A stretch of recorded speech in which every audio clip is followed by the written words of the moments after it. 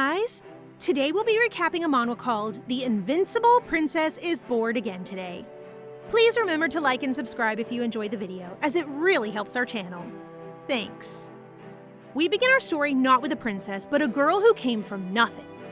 Dante Renatos was born to the crown prince and his concubine. Not wanting to take responsibility for his illegitimate daughter, the prince abandoned Dante with her mother, who left her for dead in a faraway city. Damn, talk about a tragic backstory. Dante had a rough start in life. She lived with beggars and prostitutes and stole to survive. But when she was 12 years old, she was offered a new start. The professor of a knight's academy offered her a chance to try her hand at swordsmanship. Dante thought this was a joke, so she decided to prove the man wrong by defeating every one of his students. Shocked, Professor Rowe immediately took her in and gave her the name Dante since her deadbeat parents never gave her one. Although he was kind for helping the girl off the streets, Professor Rowe worked her to the bone and forced her to practice until she dropped. But Dante bore the pain. When she was 19, Professor Rowe passed away, so Dante signed up for a championship and won a bit of money. She went on to become a mercenary, earning a living and making a history in the war. One of her most famous triumphs was against the demonic dragon Krusech, whom she defeated with nothing but her blades. After that, the whole world opened up.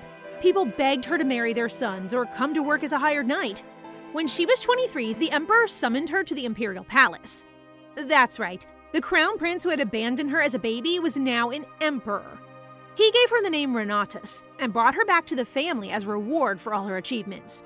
But Dante wasn't satisfied. She demanded land, a mansion of her own, and 10 million gold bars, as well as permission to manage the soldiers. I mean, if you know your worth, why not ask for it? Frankly, the emperor was so intimidated by this crazy sword-wielding daughter that he agreed to her outrageous terms. From then on, she lived a life of luxury and eventually became empress herself. Despite the many hardships, Dante lived a happy life, even though she died at the age of 30. And 500 years later, her soul was reincarnated as Helena Pereska, the youngest daughter of Duke Pereska. Helena still has all her memories from her life as Dante, so being a young and pampered princess was a bit of an adjustment. Helena is now 10 years old and has 3 times the intelligence and manners of kids her age. Well, duh, there's literally a full-grown empress inside her. Helena is the pride of her family, but because she's already lived a life of adventure and extremes, she finds everything pretty boring. The Duke and Duchess Pereska were very concerned by their dry, deadpan daughter and wanted to help her find more joy in life. Her older brother Leonard was also very affectionate, so when she takes an interest in his swordsmanship classes, he invites her along. After the endless fighting of her past life, Helena has no more interest in actually wielding a sword. But she has some suspicions about his teacher, who is very flamboyant and thinks girls shouldn't use swords. I hope she gets to teach him a lesson. Leonard sticks up for her and tells his teacher that Helena can do whatever she wants, but he challenges him to a duel to shut him up, even though Leonard is literally 13 and he's barely learned anything yet. Helena was right, this guy is definitely a fraud. He's actually so mean, he keeps making fun of the way Leonard moves and laughs at him when he falls over.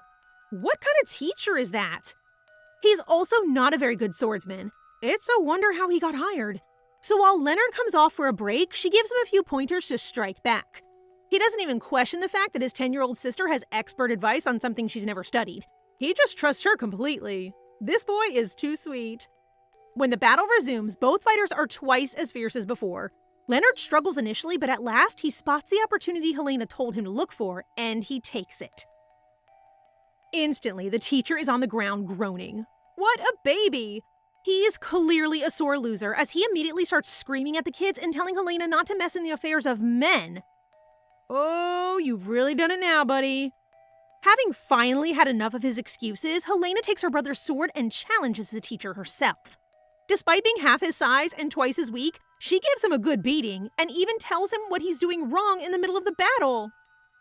When the battle is over and the teacher is on the floor again, she tells him he'd be better suited to sewing than fighting. Boom! That's gotta hurt his ego. She throws the sword in the air, and as it lands right on his head, she tells him he's fired. I don't know who gave her the authority to fire someone at the age of 10, but after a duel like that, I don't think anyone would dare to argue. Her brother is shocked, but since Helena has seemed like a genius from a young age, I guess it's not suspicious. Finally, his sister has found a purpose in life, to be his swordsmanship teacher. Wait, what? I thought she was sick of fighting from her past life. Does she really want to do this all over again? Helena and Leonard explain the whole situation to their parents, who seem to be the only ones with the right reaction. Like, wouldn't you be kind of freaked out? She asks for permission to teach her brother, and after a week of consideration, her father calls her into his office. It turns out that teacher was a fraud. He was the worst in his class at school, and even though he graduated from a prestigious institution, he's known as a bit of an idiot. The Duke seems disappointed in himself, but Helena is just glad they caught him early. Otherwise, Leonard would have learned all the wrong techniques and had to start again from scratch.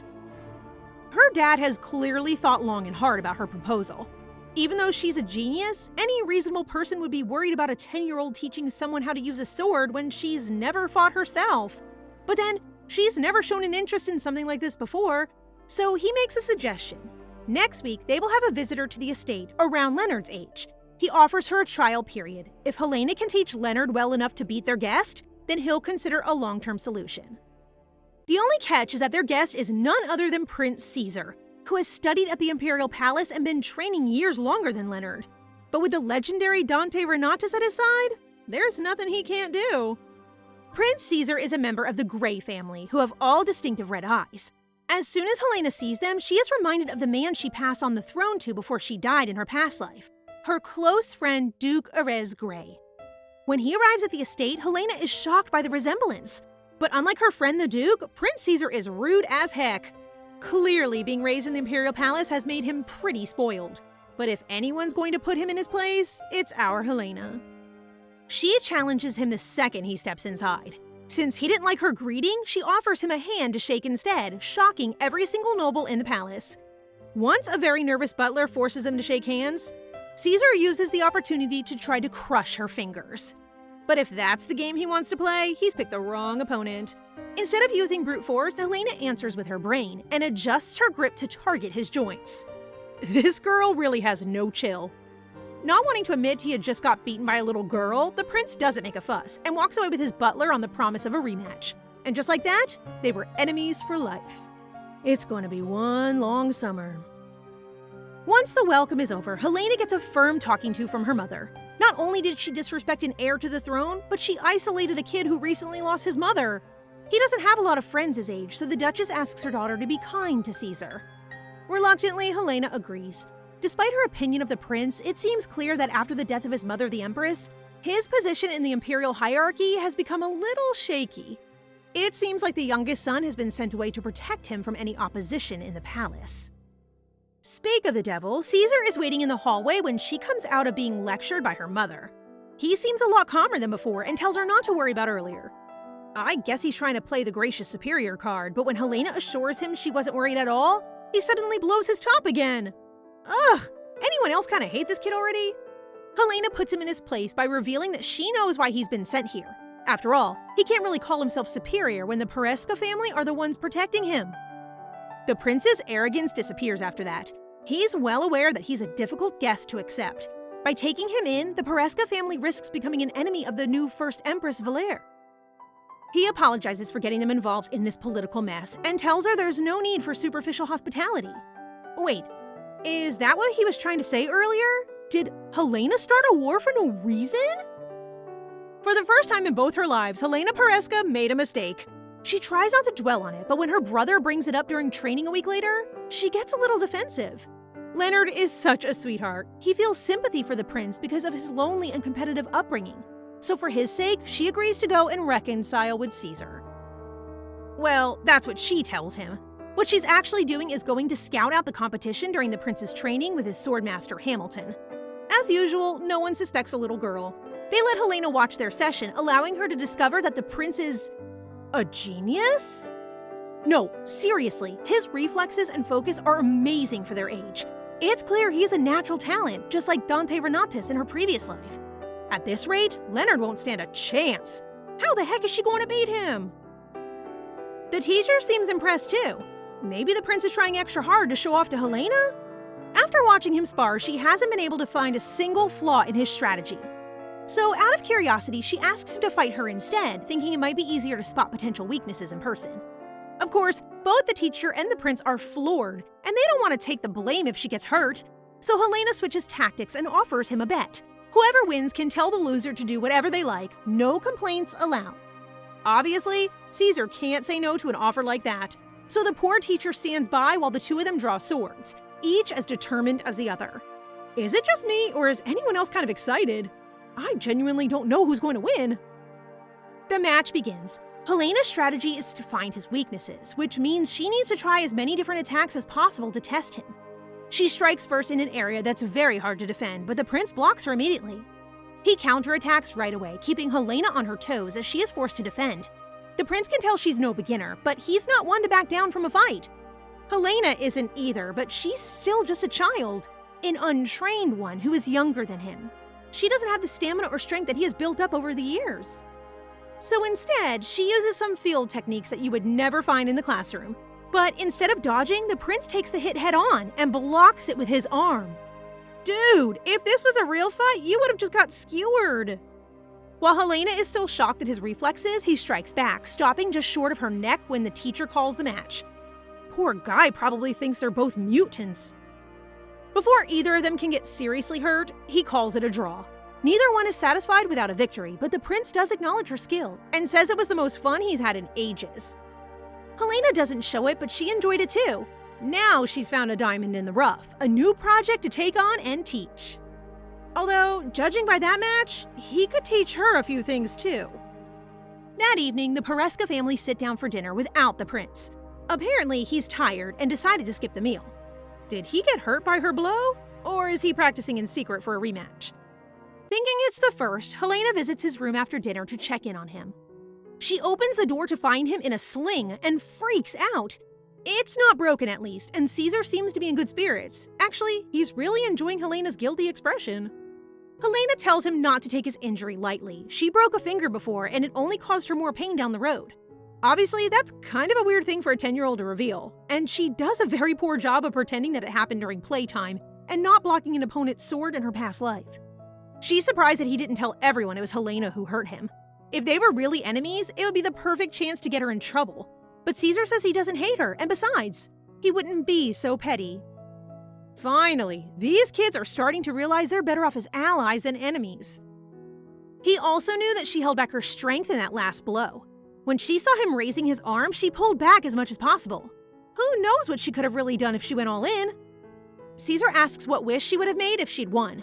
Helena, of course, wanted to make him her personal slave and have him do tasks for her, which infuriates the prince. At first, he refuses to tell her what his wish was, but after a little well-placed taunting, he gives in. His only wish was for them to call each other by their names instead of their titles. Oh my god, that's so sweet! But isn't he a little thick? Such a good opportunity, and all he wanted was that? I guess he feels extra lonely having people bow and scrape and call him prince all the time. Of all people, Helena understands that feeling from her days as empress. Even Ares, Caesar's ancestor, refused to call her by name. So she agrees to be less formal between them, and after that, things get a little calmer. They can't practice swordsmanship while his arm is healing, so instead they play cards with Leonard every day. As you can imagine, it's a little boring after a few days, so one stormy night, Hamilton decides to tell them a ghost story. Supposedly, the Duke Pereska's mansion is haunted by a mysterious girl dressed in blue. On summer nights, when a sudden storm rolls in, she can be found in the basement, or so the legend goes. Helena thinks this is a load of bull, but the boys are convinced. Hamilton is having the time of his life making them sweat when a butler steps in and calls him away. Caesar, being the brave soul that he is, suggests they go down there and find out for themselves, but Helena refuses. But one way or another, she gets dragged along, mainly because the prince accused her of being a scaredy cat. They're like copies of each other, these two. The Duke has had the basement locked up, so Helena pulls out a hairpin and picks the lock. She literally says out loud that she used to do this all the time in her past life, but somehow it goes right over the boys' heads. Idiots. Leonard leads them down to find a stream running through a dark tunnel. It doesn't look like anything special until a pale figure emerges from the shadows. The boys freak out and drag Helena back upstairs before she can get a good look. And then they run screaming through the mansion, waking everybody up and yelling about the ghost. They're still kids, I guess. So naturally, they get punished for sneaking downstairs. After debriefing about their midnight adventure, Helena assures the kids that the figure was nothing more than an illusion in the darkness. But Hamilton tells him later that it's a reflection of the tiles laid along the bottom of the stream. I bet he thoroughly enjoyed winding them up, though. By the time Caesar's arm has nearly healed, the summer solstice festival is in full swing in Alpenthus, the town near the Duke's mansion. The prince is very keen to go and explore, but Helena isn't interested. According to her, only kids and thieves enjoy festivals. Considering she's been both, I'm surprised she isn't more keen. Hamilton won't let Caesar go alone, so innocent little Leonard suggests they all go together, completely ignoring the furious look on his sister's face. As soon as they're in town, the prince ditches Hamilton and the other servants. But it doesn't take long for Helena to notice that someone is following them. I mean, 3 well-dressed kids walking around unaccompanied are a pretty easy target. But when Helena makes eye contact with her stalker, she finds a man with blonde hair. He doesn't seem like a kidnapper. Actually, he seems concerned. He suddenly dashes out of sight, so the little Duchess follows him through the alleys. The man suddenly appears behind her and introduces himself as No. Little bit sus that he just appeared out of nowhere. Is this guy some kind of crook? No says he's been searching for her for some time. He seems to believe that she is the reincarnated form of his king, someone he clearly worships. But whether he knows the truth or is just a raving lunatic remains to be seen. He mysteriously vanishes, promising to visit her again, just as the boys catch up with her. The prince, as usual, is being a drama queen, going off about how dangerous it is for her to walk around alone. Helena assures them nothing happened, so Caesar runs back to get Hamilton in the carriage. But as soon as he leaves, Helena gets a sense that she's no longer being watched the way she was before. And that can mean only one thing. Someone is after the prince. A quick search for Caesar confirms their suspicions. He is nowhere to be found. Helena suspects he's been taken to a brothel. Since they're not open in the day, it's a perfect hiding spot. Without even thinking, she runs off to find the brothel, telling her brother to go and get Hamilton. He seems nervous to leave her alone. Actually, as her older brother, he definitely shouldn't be leaving her alone. But Helena is determined, and she is not going to do anything stupid. After finding a suspicious-looking spot, she picks the lock and enters through the back door. She overhears a conversation between 2 people talking about how to stab a person. So, I'm gonna take a wild guess that these are the guys she's looking for. They're clearly planning a murder and trying to make it look like an accident. Helena peeks through the door to spot Caesar tied up in the corner. He's putting on a brave face, but his captors aren't bothered. It's pretty obvious they've been hired by someone in the royal family to get rid of him and ensure the line of succession changes in their favor. If that's the case, Helena has to act right now. Deciding her best bet is a distraction, she grabs a chair and slams it into the floor, drawing one of the men out into the corridor. Armed with nothing but a broken chair leg, Helena enters the room like a true hero, striking him right in the knee. She grabs Caesar, but they run into the other man outside. The only option now is to run for their lives. Literally. They're barely inches from the door when another, even bigger man appears on the other side, stopping them in their tracks. He draws a sword, and Helena gets ready to do what she can with her chair leg. Then suddenly, Caesar steps in front and blocks her, taking a slash to the back. Oh my god! I can't believe they're doing this to kids! This is so dark! Helena can't leave him, so she does what she's best at, standing her ground and fighting. When Leonard and Hamilton arrive, they find the captors already taken care of and lying in pools of their own blood. Okay, when did this series get so metal? Our heroine just became a murderer at 10.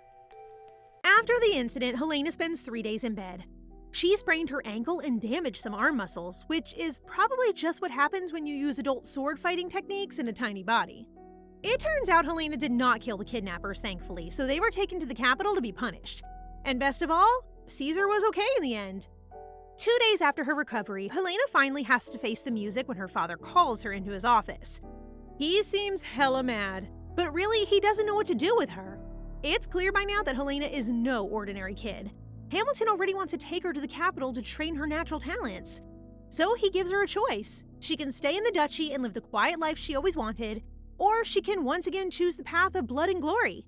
And she decides to choose neither? The only thing she really enjoys is teaching her brother to sword fight, so for now, that's her focus. After that, she goes to visit Caesar, but gets stuck at the door. I mean, what do you even say to someone who risked their life for you? She's still tormenting herself when the prince appears beside her. Startled, she follows him into his bedroom and asks about his injury. He tells her it still hurts, but it will be healed up soon enough. Instead of her original plan to thank him for saving her life, Helena starts teasing him about how it will leave an ugly scar and he won't be able to get married. Well, isn't that sweet? Caesar gets embarrassed, saying that if the scar really does affect his marriage, then she'll have to take care of him instead. Helena is enjoying the joke, but does anyone else suspect that he's not entirely kidding? But after the laughter dies out, Helena asks if he's been struggling to sleep since he looks so tired.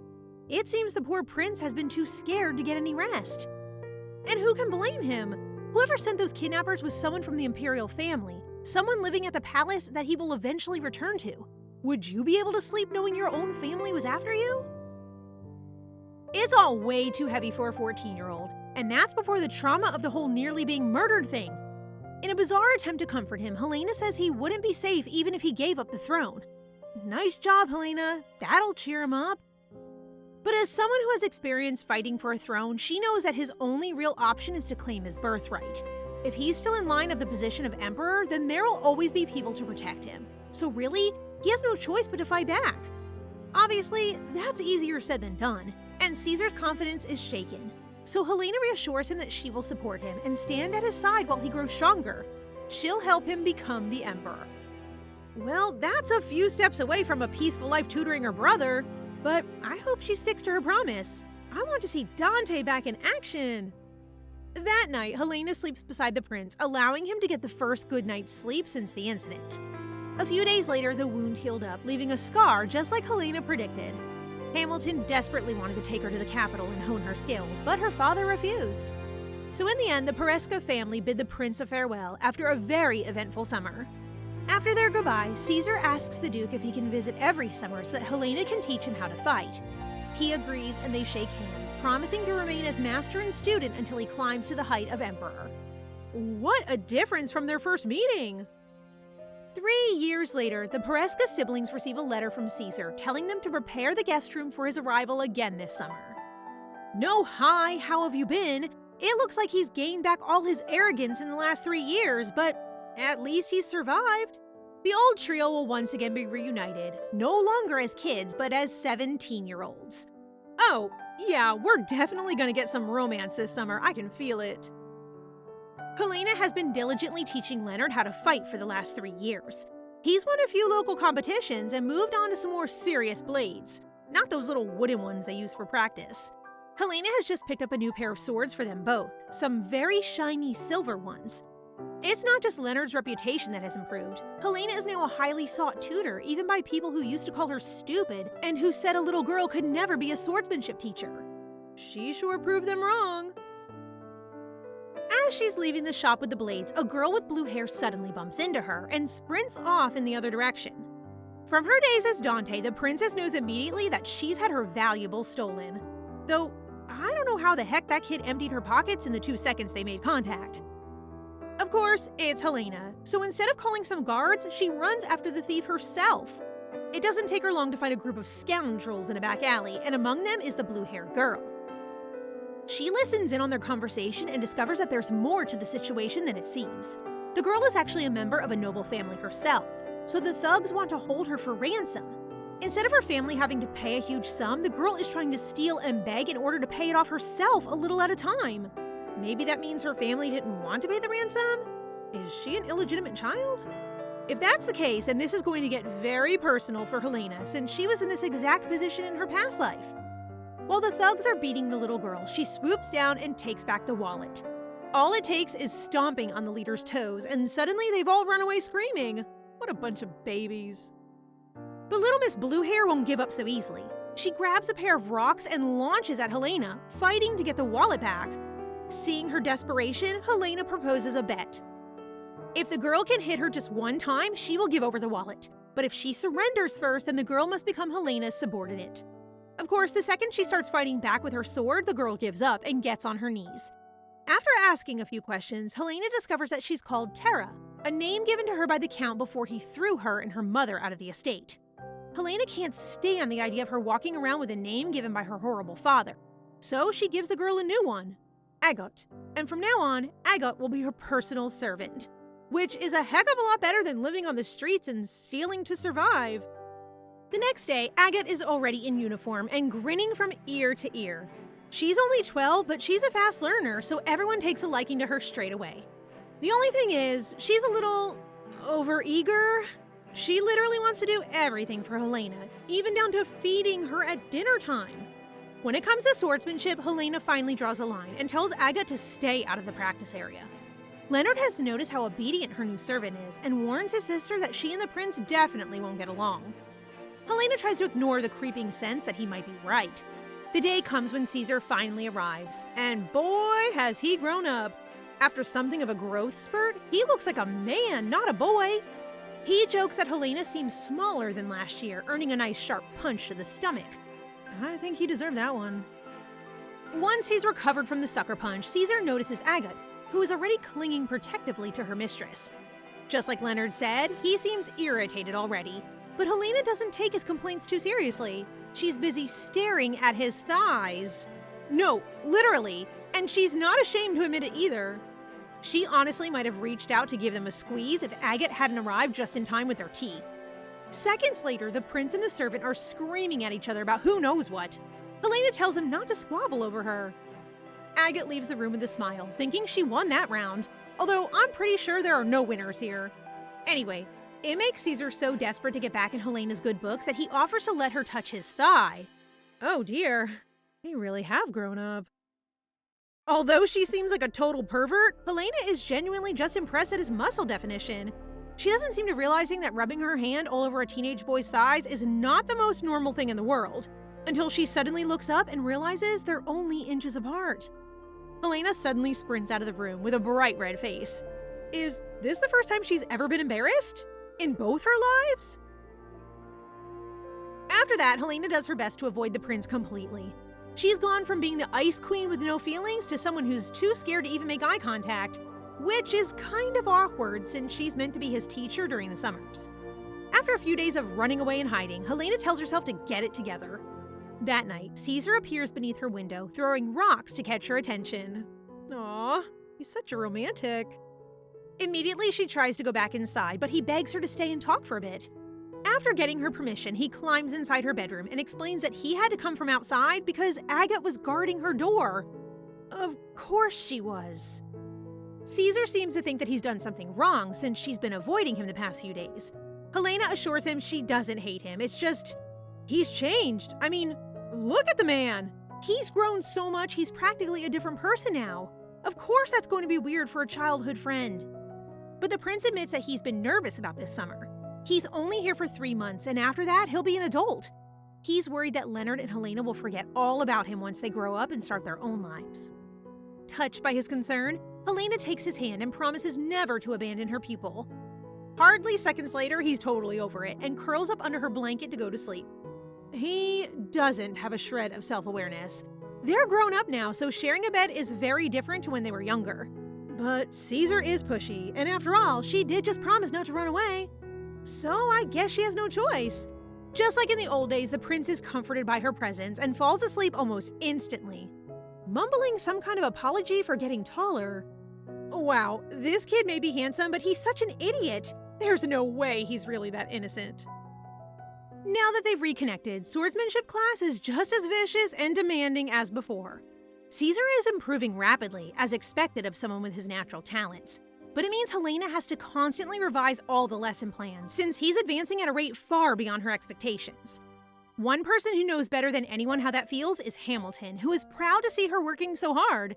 He's also just grateful for Helena being such a good friend to Caesar. When he spends his summer at the Pereska estate, he is free to laugh and act his own age, unlike at the palace. Back there, he's known as the Grey Wolf. He trusts no one and doesn't let anyone get close to him. Hamilton even admits that there have been attempts on his life, but asks Helena to keep that a secret. I guess things are much harder for Caesar than he's letting on. But he's never let any of it get to him. Hamilton truly believes that the only reason he's still so determined to become the emperor is because of Helena and her promise all those years ago. It kind of makes her worried. He's done so far to achieve his dream, but was she too hasty to swear her loyalty? After all, her goal for this life was peace and quiet. Getting wrapped up with the politics of the imperial family is the exact opposite. Helena calls Caesar to a private room that night for a special session. She wants to teach him some tricks that aren't quite so honorable without her brother around to see. Without any warning, she launches at him, nearly slicing off his shoulder. Caesar is flustered, trying to keep up with all the new moves and tactics she throws his way.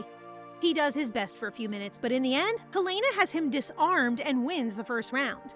The next one is just as brutal. A surprise hit with the brunt of her sword leaves him shaking on the ground. While he is looking up at her in shock, Helena tells him that she won't be satisfied until he could kill her himself. Kinda metal, but I guess hearing about his attempted assassinations really shook her. Seeing her determination gives Caesar a boost, so he grabs his sword and they go again. They continue their special training sessions throughout the summer. Caesar grows day by day despite the incredible effort it takes just to keep up with his master. And during that time, Agate and the prince continue their intense rivalry. While Helena is having tea one day, Agate voices her suspicions, claiming that Caesar has dark intentions towards her. Really? The same guy who begged to snuggle in bed with her the other week? I'm not so sure. But Agate is also jealous of the time they spend together during swordsmanship class. So Helena offers to send her to a school for training, completely missing the point her servant is going for. Although she doesn't want to take on any more students, Leonard could do with a sparring partner closer to his skill level when Caesar leaves. So she promises to teach Agate herself once Caesar leaves, warning that if she doesn't catch up with Leonard in 1 year, she'll be sent to swordsmanship school. Sounds kind of harsh if you ask me, but if anyone has the determination to do something so impossible, it's Agate. By the end of the summer, Helena has managed to teach Caesar all the dirtier tricks she knows and can send him back to the palace with the knowledge that he'll be safe from any more attacks. Things go back to normal at the Pereska estate, and for a while, Helena enjoys peace and quiet with her brother and servant. But then, 5 months later, a woman arrives at the estate and turns everything upside down. A lady named Rowena Evergreen is sent on behalf of Prince Caesar to deliver 2 letters, one for each of the siblings. I'm not sure what they could say that's so important for Rowena to come herself, but she informs them that if this invitation is shared with anyone else, the prince will run away immediately. The letters are actually invitations to Caesar's coronation ceremony. The Pereskas actually found this out several days ago. Coronations are usually at the beginning of the year, but this one is going to take place this winter. Apparently, Caesar wanted his birthday and coronation to be celebrated at the same time. Helena was hoping she wouldn't get an invite. She and Leonard are technically too young to attend big events like this. And besides, she doesn't want the hassle of going to the capital. She says the same thing to Rowena, excluding the bit about not being bothered, of course. That's when the lady asks her to take another look at the invitation letter. In small print at the very bottom, it says that if Helena refuses to come, he will tell everyone about the time she asked to touch his thigh. Wow, he's actually done it. He's outplayed his master. Furious, Helena decides to go after all, mainly because she wants to strangle him herself. That's when Rowena announces the second reason for her arrival. The Imperial staff have already prepared a few outfit options for her. Seems cute, but I have a feeling it's really so that Helena can't use the excuse that she doesn't have time to have a dress made. Since this is technically Helena and Leonard's first introduction to noble society, they need to look their very best, as well as learning all the names and families of the nobles who will be attending. Now I can see why this is such a hassle. I wouldn't want to go either. The day of the coronation finally comes around, so the whole Pereska family attend together. However, the kids aren't allowed to attend the actual coronation since it's only for very high-ranking officials. Helena's plan is to stick in the background and not make any conversation until she's allowed to go home. But within 30 minutes, someone has already spilled wine on her dress. So there goes that plan. I'm not sure if the girl meant to spill the wine or not, but now she'll have to change clothes. Before that mini disaster, Helena was doing pretty well. She's beautiful, and she's from a powerful family who have few enemies since they're not actively involved in politics. So of course she's very popular with the boys. Leonard is also doing very well with the ladies, since his reputation as a swordsman has traveled far and wide. He's probably enjoying it too, but for Helena, this is hell. She only manages to escape because her brother shoves through all the bachelors and escorts her to a quiet room. He leaves her to rest in peace, but a blonde girl named Julika Bronte comes over to introduce herself. She seems all sugary sweet, but the Brontes are the first Empress's family, the one who has the most interest in killing Caesar. It's kind of suspicious that members of her family would show up to his coronation in the first place, so Helena treats Julika with caution. At first, they make small talk about how she's so close with Caesar, but then Julika leans close and asks in a whisper what her relationship with the prince is. Before Helena has a chance to respond, she spilled red wine all down her dress and made a big fuss. What a sneaky girl! She even has an extra dress prepared and offers it to Helena. Of course, the spare is going to be horrible, so instead of giving in and accepting it, she throws the remainder of the wine in Yulica's face. You go, Helena. Don't let them disrespect you like that. Now that she's covered in wine, Helena gently suggests she wear the spare dress instead. Oh, how the tables have turned. The ladies look mortified when they realize that not only has their joke backfired, but they've now made an enemy of the girl closest to the crown prince and even ruined the dress he picked out for her. She's literally the one person you do not want to irritate. How stupid can you be? Helena attempts to remove the stain in a different restroom, but it won't come out, which is kind of a relief to a girl who's been looking for an escape route all evening. But she can't stop thinking about the Bronte girl. Besides her closeness with Caesar, what reason would she have to make an enemy of the Pereska family? Maybe she has a crush on the prince? But whatever she was planning, Yulica clearly failed. Someone in the hall announces the arrival of the crown prince Caesar, but still, Helena remains inside. She stands by the window as snow begins to fall, thinking of the days when she was emperor herself. She is just closing the window when suddenly another pair of hands appear beside her. Caesar has somehow escaped his own coronation to surprise her. Oh my god, is anyone else getting butterflies?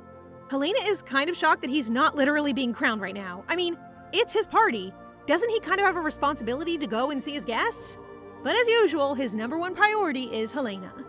She, on the other hand, was determined to wring his neck for forcing her to come to this silly party. But seeing him so exhausted from his duties, she doesn't have the heart. She makes another offhand comment about his height, so Caesar leans down to her level. And like any girl when confronted with a very handsome man only inches away, Helena freaks out. I mean, shoving his face away probably isn't the tactic I would have gone for personally, but anyway. Helena jokes that since she's the master, it would be better for him to kneel. So he does. The crown prince of the empire gets down on one knee in front of her. How is she not blushing right now? Too embarrassed to say it to his face, Helena covers his eyes and wishes him a happy birthday and thanks him for being born. Then he takes her hands, stands up, and tells her he was only born for Helena. Oh my god, I'm losing my mind. How is she still not getting the message? After the coronation, the whole empire got 3 days of holiday. While other people were probably out partying, Helena just wants to stay home and sleep. Leonard has his heart set on becoming a knight, so he'll be busy visiting their troop. That should mean Helena gets her peace and quiet. If only a certain crown prince didn't show up at her doorstep the very next day. Rightfully, Helena yells at him for taking so much time off as a royal. Seriously, why does he have this much free time? She tries to shove him out of the house, but he ends up asking her to spend time with him as a birthday present. And then she's stuck. Since his only other birthday wish is for a villa by the sea, it looks like they'll be spending the day together. And of course, Caesar wants to be as public as possible. They go all around town looking at clothes for Helena, even though it's supposed to be his birthday present. She asks him why when they stop for cakes and tea, but the prince just says it's more fun buying things for her. While he literally sits and stares at her with a sappy smile, Helena tries to ignore him. The conversation then turns to the party, where he asks if she met anybody. He's obviously fishing to see if any boys caught her attention, but Helena mentions Yulica Bronte instead. Since she's probably an uncomfortable topic for the prince, she doesn't explain what happened and changes the topic by giving Caesar his real birthday present. It's nothing too fancy, just a cable knit scarf. But by the look of Caesar's face, you would think it was a bar of gold. Anyway, Helena isn't very good at knitting, so it's a little rough around the edges. But the crown prince puts it on straight away and says it's his favorite gift of all. Kind of hard to believe when he was probably being given horses and jewels and mansions in the mountains, but it's just another sign that he's head over heels for Helena. I only wish she would open her eyes and see it! That night, Helena is heading home by carriage, enjoying the scenery of the city by night. Since she lives in the rural countryside, this is a rare occasion to take the sights of her old home. After all, this is where she lived as an emperor 500 years ago, but somehow it hasn't changed much. Caesar is asleep across from her. He's so tired that he doesn't wake when she calls him, so she scoots over to wake him up. At the most convenient moment possible, the carriage goes over a stone, throwing the two of them together. It looked like Caesar was on top of Helena and their faces bumped together. It could have been so romantic, but both of them seem more hurt than anything. Another perfect moment ruined. Caesar seems just as frustrated as us readers. Wait, did he engineer that whole setup so that they could kiss? Surely not. When they arrive at the Duke's city residence, Helena literally sprints out of the carriage, not wanting to spend another second in awkward silence with the prince. But as soon as she's in the house, Leonard notices that her lip is bruised and swollen. Uh-oh. I mean, I wouldn't believe the truth if I heard it, so I can't blame her for being nervous. She ends up lying, saying that she bit her own lip in the carriage. The fact that she's bright red and shaking is a whole nother thing, but she brushes it off and heads to her bedroom to sleep off the humiliation. 2 days later, a storm sinks the whole capital in snow, blocking off any chance for Helena to head home as scheduled. Her lip is also still swollen. Actually, it's much worse, which makes it extra confusing that Caesar and Hamilton pop round for a visit that morning. Like, does this kid not have any brains at all? Their swollen lips are literally matching. Anyone with eyes could see what happened. Hamilton is complaining about how Caesar doesn't take his job as crown prince seriously, so Helena takes his side. Because she's mad at him, obviously. They make a good team until Hamilton mentions that Caesar disappeared one night and came back with a swollen lip. Oh god. Because he's not a total idiot, Hamilton slowly puts 2 and 2 together, which isn't hard when the kids are overreacting at every little comment. Luckily, he's easily distracted when Helena tells him about a famous book in their collection. As they head off to look at it, the Crown Prince asks to come with and gets shot down. Helena gives him a look which clearly says, "Stop being an idiot, we need to be apart." So instead, he stares moodily out the window. Such a drama queen, that kid. Meanwhile, in the library, Hamilton is nerding out over some old books with nice handwriting. What a weirdo.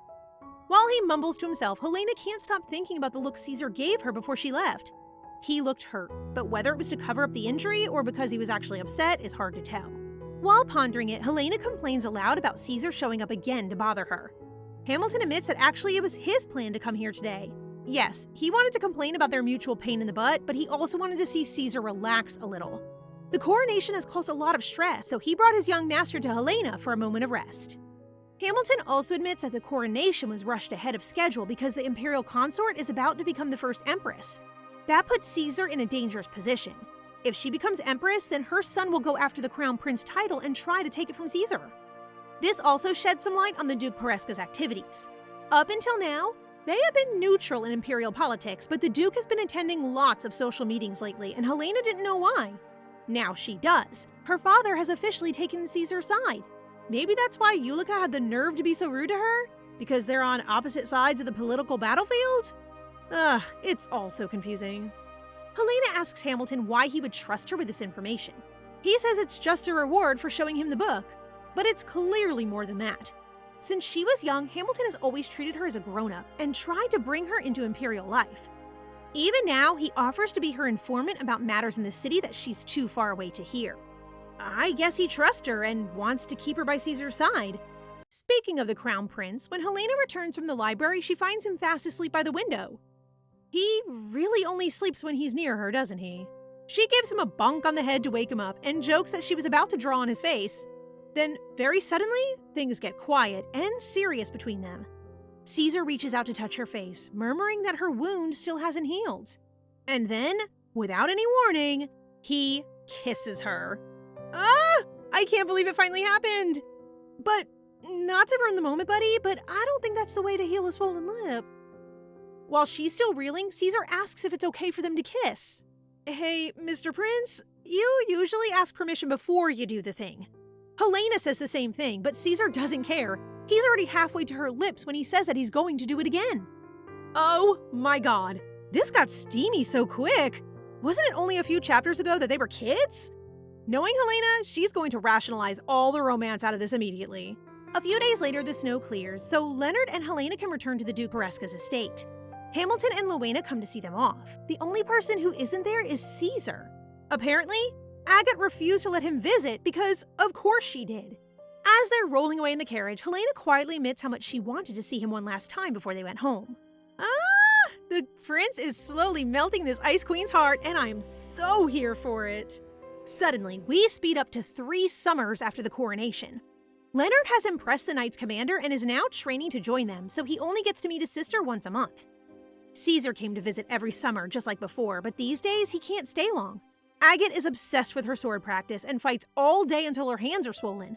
The 4th summer after the coronation, Caesar returns to the Pereska estate with an invitation to the imperial family's swordsmanship competition. In past years, only knights could join, but this year there's no restriction on who can enter. He's clearly fishing for Helena to join, but she suggests Agate have a go instead. Of course, the prince himself will be fighting. Ever since the Grey family took over the throne from Emperor Dante, the prince has had to participate in every competition. And when Helena finds out that the prince will be competing, she agrees to accompany her pupils to the capital for the competition. Why do I feel like this will only end in disaster? That evening, Caesar is about to leave when Helena catches him on the doorstep. Ever since their kiss 3 years ago, things have been awkward between them. Neither of them ever mentioned it again, and now, because he's so busy, their relationship is starting to fade. Not too much, though. As he's leaving, Caesar suddenly turns back to give Helena a hug and asks her to give him energy for the trials ahead. It's cute, but is anyone else wondering how things got so slow? How could they have a kiss like that and then just ignore it for 3 years? Anyway, a month later, the competition arrives. Helena and Leonard venture to the capital to participate along with Agate, who is fascinated by every little thing. She's never been to the city before and never seen all the glitz and glamour of the palace and the streets. She's so adorable. Helena finds it so sweet that she buys Agate lots of presents, which only makes her fighting spirit more intense. With all of Helena's disciples participating, the winner is surely going to be among the 3 of them. After their little shopping trip, Helena slips away to meet Caesar for a while. She doesn't tell Leonard where she's going, but to be honest, doesn't she only have 3 friends? It's not hard to guess. She arrives at a restaurant, but it's Hamilton that she meets first. She wants information on the Bronte family, specifically the activities of the first Empress. Hamilton starts with the basics. As she's probably guessed, the Emperor is trying to make her own son Fran the Emperor. For once, Caesar is in a strong position. They can't just switch the crown prince, so instead they're trying to get one of their own people to be crowned princess, and you'll never guess who they picked. It's Julica, of course. Clearly, the time to talk about Caesar's engagement has finally arrived. Hamilton says that they have enough power to make Helena the crown princess instead, but she refuses.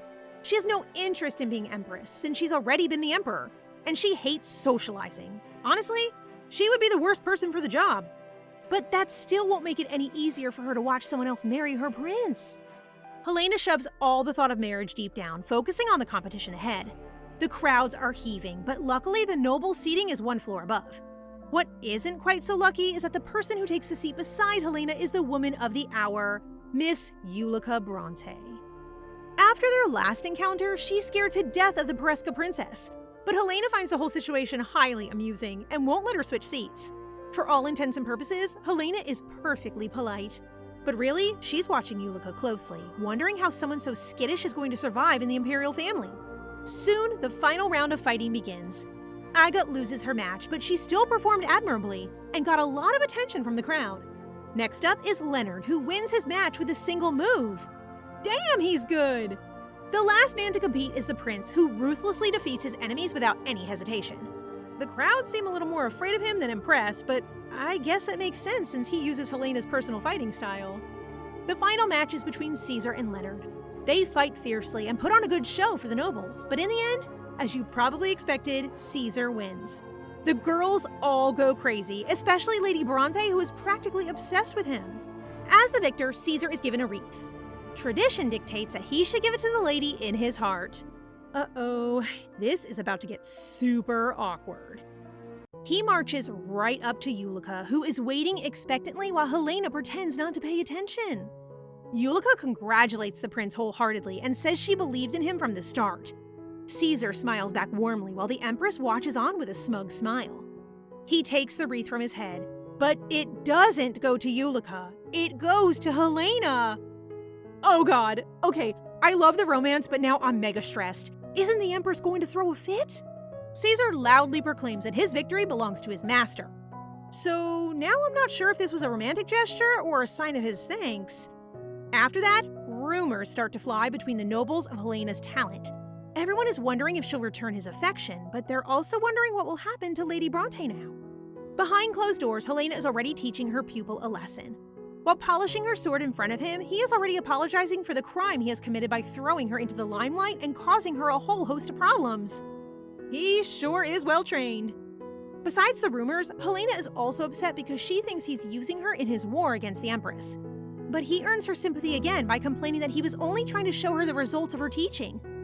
Somehow, Helena gets whipped up into reassuring him that it's fine. She's grateful for the wreath and even admits that he deserves a reward.